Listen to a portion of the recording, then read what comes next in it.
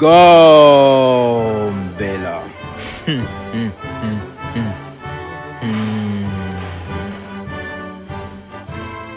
The message of peace has always centered around preventing the war of men against men, tribes against tribes, nations against nations, amongst others.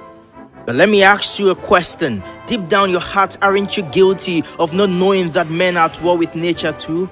Aren't we a people who fancy the blame game of deceiving ourselves into believing we are right, while smiling because we think we are not to be blamed for our misfortunes but others?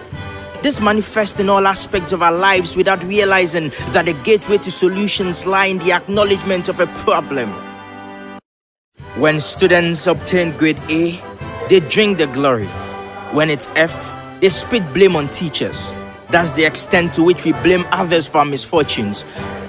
How did some foreigners get to know there are towns in Ghana where illegal minings can take place?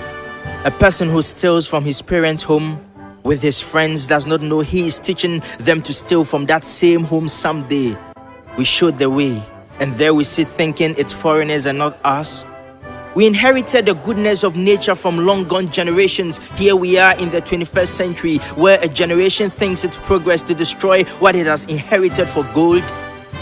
It was once said that when the last tree has been cut down, the last fish caught, the last river poisoned, only then will we realize that one cannot eat money.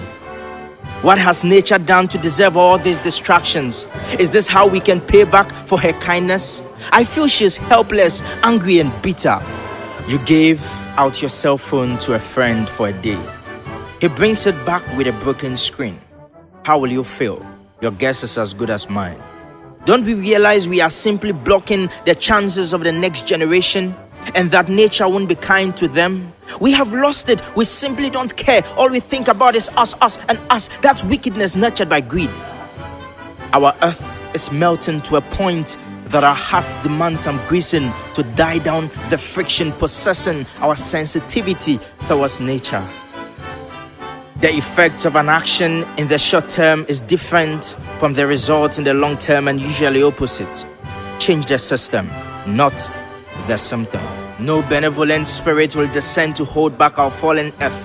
We must gather the already broken pieces into one beautiful piece again. The only situation that has no remedy is death, meaning we can save our society once again. We may have reached a point of intractable spectacle, but there still lingers a flicker of songful hope to dance us back onto the path of rightness, to guard our earth from more distraction.